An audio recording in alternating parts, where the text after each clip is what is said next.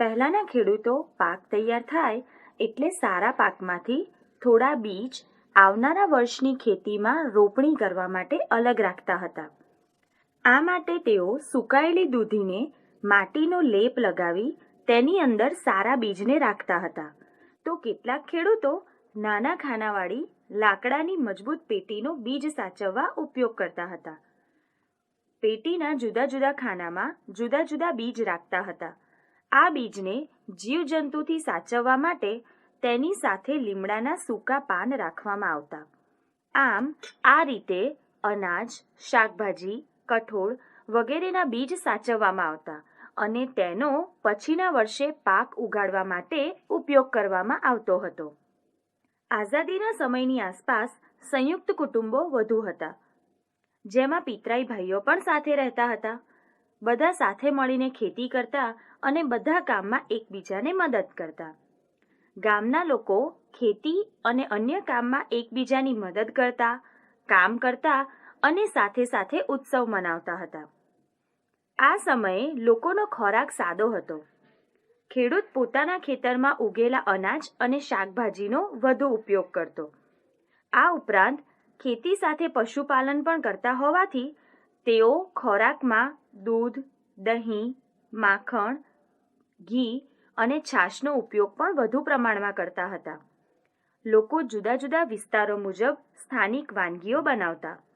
જેમ કે સુરતની આસપાસના દક્ષિણ ગુજરાતના લોકો ઉંબાડિયું એટલે કે દેશી ઊંધિયું બનાવતા, જેમાં શિયાળાના તાજા શાકભાજીમાં મસાલા ભરી તેને એક માટલામાં ભરવામાં આવે છે.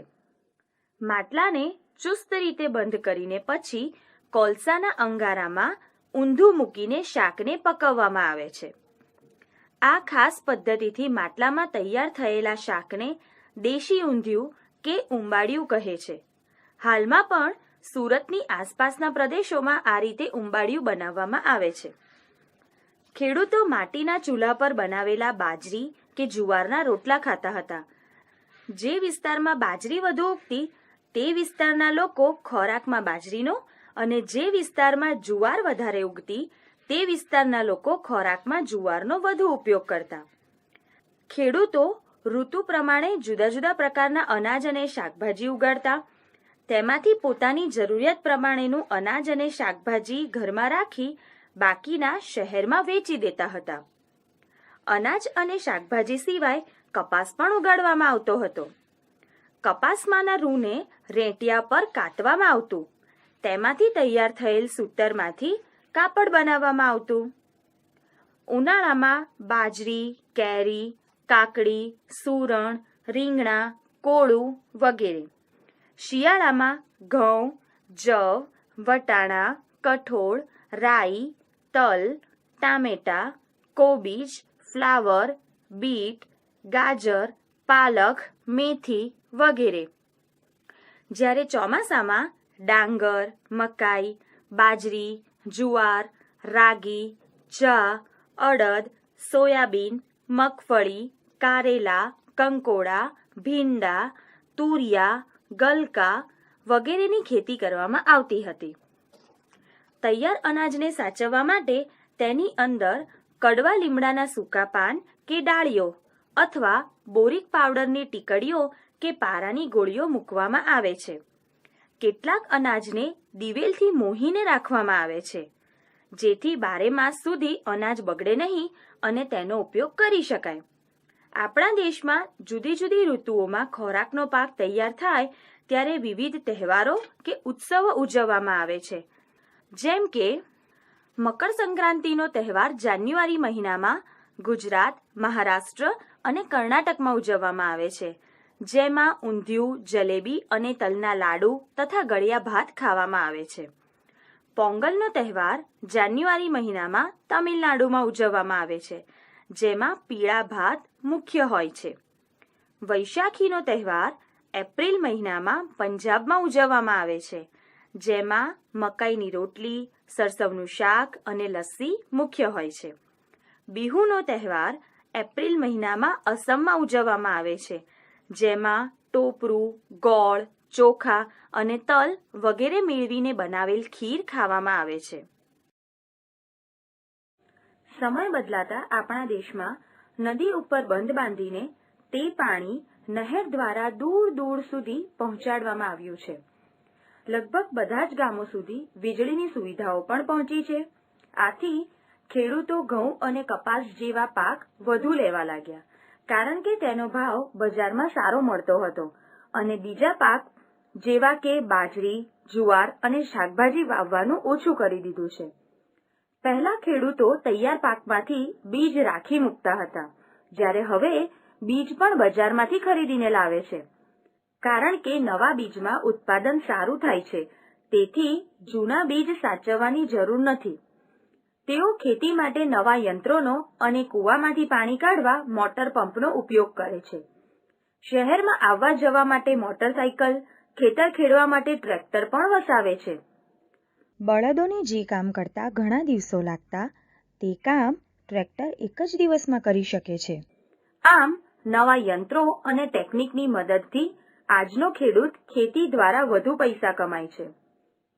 હવે ખેડૂતો બજારમાં જે પાકના ભાવ વધારે આવે તેવા જ પાકની ખેતી કરે છે, કારણ કે ખેતીમાં થતા નફાથી તેમનું જીવન ધોરણ સુધરે છે અને ધીમે ધીમે તેની પ્રગતિ થાય છે. આ પ્રગતિ એટલે તેમની ભૌતિક સુખ સુવિધામાં વધારો થવો. આમ ખેતીમાં યંત્રોનો ઉપયોગ વધવાથી ખેડૂતનું કાર્ય ઝડપથી થાય છે અને ઉત્પાદન પણ વધે છે. પરંતુ ઘણા માણસો ભેગા થઈને જે કામ કરતા હોય છે તે કામ એક યંત્ર અને બહુ થોડા માણસોથી થતું હોય છે. આમ ખેતીમાં યંત્રોનો ઉપયોગ વધવાને લીધે તેમાં કામ કરતા ઘણા લોકો બેરોજગાર થઈ ગયા છે.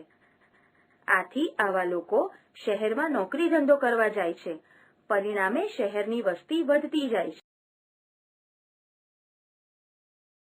છેલ્લા 20 વર્ષોમાં ભારતમાં ખેતીમાં વધુ બદલાવ આવ્યા છે. બળદોનું સ્થાન યંત્રોએ લીધું છે. આથી ખેતરમાં ખાતર માટે છાણ પણ નથી મળતું, જેના કારણે બજારમાંથી મોંઘા ખાતર ખરીદવા પડે છે. અમુક નવા બીજ એવા હોય છે કે તે બીજથી ઉગેલા પાકને જીવજંતુઓ સરળતાથી નુકસાન કરી શકે. આથી આવા પાકને જીવજંતુઓથી બચાવવા માટે દવાઓનો છંટકાવ પણ કરવો પડે છે, જેની ગંધ ખૂબ ખરાબ હોય છે અને આ દવાઓ પાછળ પણ ખર્ચ કરવો પડે છે. ખેડૂતોના મોટાભાગના પૈસા જંતુનાશક દવા, ખાતર અને બિયારણ પાછળ ખર્ચ થવા લાગ્યા છે. ગરમી વધવાને કારણે તેમજ વધુને વધુ સિંચાઈના કારણે નહેરના પાણી ઓછા થવા લાગ્યા છે. તેથી ઘણા ખેડૂતોને જમીનમાં ઊંડે સુધી બોરવેલ કરી મોટર પંપથી પાણી ખેંચવું પડે છે, જેથી વીજળીનો ખર્ચ પણ વધે છે. આ બધા જ ખર્ચને પહોંચી વળવા ખેડૂત બેંકમાંથી લોન લે છે. મોટાભાગના ખેડૂતો કપાસની ખેતી તરફ વળ્યા. તેથી કપાસના ભાવ પહેલા જેવા સારા નથી મળતા.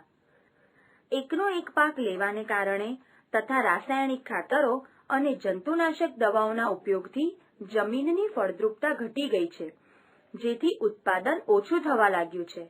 આમ ફક્ત ખેતી પર ગુજરાન ચલાવવું મુશ્કેલીભર્યું બન્યું છે. હવે ઘણા ખેડૂતો ખેતીમાં ઉપજ ઘટતા તથા લોનના પૈસા ભરવાના હોવાથી અને તેમના બાળકોને પણ ખેતીમાં રસ ન હોવાને કારણે ખેતી છોડીને બીજા ધંધાઓ તરફ વળવા લાગ્યા છે. મિત્રો, આધુનિકતા પાછળની દોડને કારણે ખેડૂતોએ વિચાર્યા વગર યંત્રો, રાસાયણિક ખાતરો તથા બીજનો ઉપયોગ કર્યો, જેને કારણે તેમની આવક શરૂઆતમાં વધી પણ પછી ઘટવા લાગી. પહેલાના સમયમાં ખેડૂતો જમીનની ફળદ્રુપતા જળવાઈ રહે તે માટે પાકની ફેરબદલી કરતા, જેથી કુદરતી રીતે જ જમીનમાં પોષક તત્વો જળવાઈ રહેતા. પાક ઉગાડવા તેઓ છાણિયું ખાતર વાપરતા, જેથી જમીનને નુકસાન ન થતું તથા જૂના બીજમાં જંતુઓ સામે ટકી રહેવાની તાકાત પણ વધુ હતી, જેથી પાકનું ઉત્પાદન જળવાઈ રહેતું હતું. ખેડૂતો પોતાની અને સમાજની જરૂરિયાતને આધારે ખેતીના પાક લેતા, જેથી તેમને જીવન જરૂરિયાત માટે બીજો વ્યવસાય શોધવાની જરૂર પડતી ન હતી. રાસાયણિક ખાતરના ઉપયોગને લીધે ઉત્પાદન તો વધ્યું છે, પણ તેના ઉપયોગથી જમીનની ફળદ્રુપતા ઘટી છે. સાથે સાથે તે પાકના ઉપયોગને લીધે વિવિધ રોગો પણ થવા લાગ્યા છે. આથી જ અત્યારે કેટલાક ખેડૂતો જૈવિક ખેતી તરફ વળ્યા છે, જેમાં કોઈ પણ રાસાયણિક ખાતર કે દવાનો ઉપયોગ થતો નથી. સજીવ ખેતીને કારણે જમીનની ફળદ્રુપતા વધે છે, જમીનની ભેજ ગ્રહણ શક્તિ પણ વધે છે. તેના દ્વારા ઉત્પાદન થતા અનાજની ગુણવત્તા સારી હોય છે. ખેતી માટેનો ખર્ચ પણ ઘટે છે, વાતાવરણ પણ પ્રદૂષિત થતું નથી. લોકો હવે સ્વાસ્થ્ય પ્રત્યે જાગૃત થવા લાગ્યા છે. તેઓ જૈવિક ખેતી દ્વારા ઉત્પાદિત થતા પાકોની માંગ કરવા લાગ્યા છે. આથી ખેડૂતને ફાયદો થાય છે. તેથી વધુને વધુ ખેડૂતો સજીવ ખેતી તરફ વળ્યા છે. આ ઉપરાંત પરંપરાગત બિયારણ ખેડૂતોએ વાપરવા પડશે, કારણ કે બિયારણ ઉપર ખેડૂતનો હક હોવો જોઈએ, નહીં કે કોઈ વિદેશી કંપનીનો.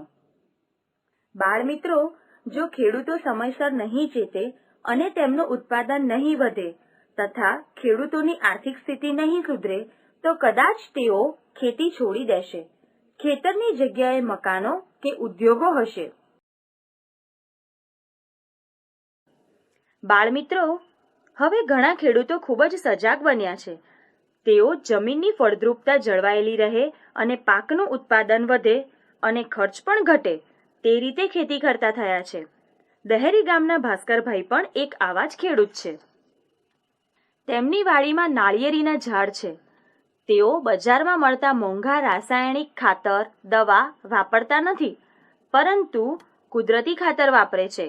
તેમની વાડીની બધી જમીન પર સુકાયેલા પાંદડા, જંગલી છોડ અને ઘાસ પાથરે છે. ક્યાંક ક્યાંક રંગબેરંગી પાંદડાવાળા ક્રોટોનના છોડ છે. તેના મૂળ જમીનમાં ઊંડે સુધી જઈ શકતા નથી. તેના પાંદડા કરમાવા લાગે ત્યારે તેમને ખબર પડી જાય છે કે તેમને હવે પાણીની જરૂર છે. તેઓ રાસાયણિક ખાતરનો ઉપયોગ કરતા નથી. તેમની જમીન ફળદ્રુપ છે, કારણ કે લીલા સૂકા પાંદડા, ઘાસ સડવાથી અને અળસિયાથી જમીન ખૂબ સારી બને છે. અળસિયા જમીનને અંદરથી ખોદ્યા કરે છે. તેઓ જમીનમાં એક જગ્યાએથી બીજી જગ્યાએ ફરતા રહે છે. તેના કારણે જમીન પોચી બને છે. તેમના મળથી જમીન ફળદ્રુપ અને પોચી થાય છે, જેથી હવા તથા પાણી સરળતાથી જમીનમાં જઈ શકે છે. અળસિયાની મદદથી ખાતર બનાવવા એક ખાડો ખોદી તેમાં અળસિયા રાખવામાં આવે છે. રસોડામાં વધેલો ખોરાક, શાકભાજી અને ફળોની છાલ, પાંદડા વગેરેને આ ખાડામાં નાખવામાં આવે છે. અળસિયા તે બધાને કુદરતી ખાતરમાં ફેરવી નાખે છે. ખેતરમાં ઉગેલ પાક આપણા ખોરાક સ્વરૂપે થાળીમાં આવે ત્યારે તે વિવિધ તબક્કાઓમાંથી પસાર થાય છે. આ દરમિયાન વિવિધ પ્રક્રિયા કે રીતનો ઉપયોગમાં લેવાય છે. તેને પણ તકનીકી બાબત કહી શકાય. આ બાબતને બાજરીમાંથી રોટલા સુધીની પ્રક્રિયા દ્વારા સમજીએ. બાજરીનો પાક વાઢવા દાંતરડાનો ઉપયોગ થાય છે. બાજરીના ડૂંડા ખાંડણિયામાં નાખીને ખાંડવામાં આવે છે, જેનાથી ડૂંડામાંથી દાણા અલગ પડી જાય છે. આજે આ કામ થ્રેસરથી કરવામાં આવે છે, જેને આપણે ટેકનોલોજી કહીએ છીએ. પરંતુ ખાંડણિયામાં નાખીને દાણા અલગ કરવા એ પણ એક ટેકનોલોજી જ છે. નીકળેલા દાણાને ઘંટીમાં નાખીને દળવામાં આવે છે. પહેલાં હાથથી પથ્થરની કે લાકડાની ઘંટીમાં દળવામાં આવતું, જ્યારે અત્યારે વીજળીથી ચાલતી ઘંટીમાં બાજરી દળવામાં આવે છે. આ લોટને થાળીમાં લઈને તેમાં ધીમે ધીમે પાણી રેડતા અને ઘૂંટતા જઈ કણક તૈયાર કરવામાં આવે છે. કણકમાંથી નાના નાના લુવા પાડીને તેને હાથથી થેપીને કે આદણી પર વણીને રોટલા કે રોટલી બનાવવામાં આવે છે. તેને ચૂલા કે ગેસના તવા પર મૂકી શેકવામાં આવે છે અને શેકાયા પછી તેના પર ઘી લગાડીને થાળીમાં પીરસવામાં આવે છે. આમ બીજ ખેતરમાંથી ઘણી બધી પ્રક્રિયામાંથી પસાર થઈ આપણી થાળી સુધી પહોંચે છે.